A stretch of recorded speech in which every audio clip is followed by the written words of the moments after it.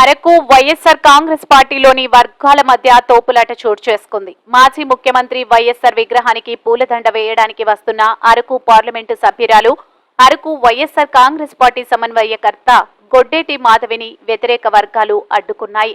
ఈ నేపథ్యంలో ఇరు వర్గాల వ్యతిరేక నినాదాలతో అరకులోయ వేడెక్కింది.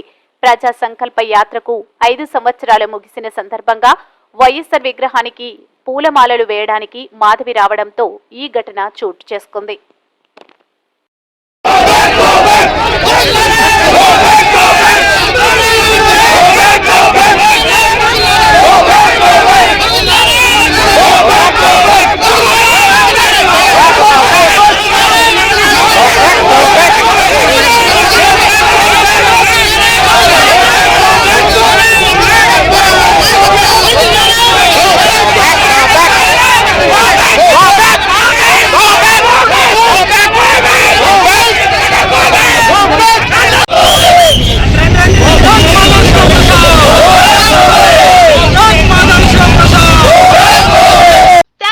వాచింగ్ ఎప్పటికప్పుడు తాజా సమాచారం కోసం లైక్ చేయండి, షేర్ చేయండి, సబ్స్క్రైబ్ చేయడం మాత్రం మర్చిపోకండి.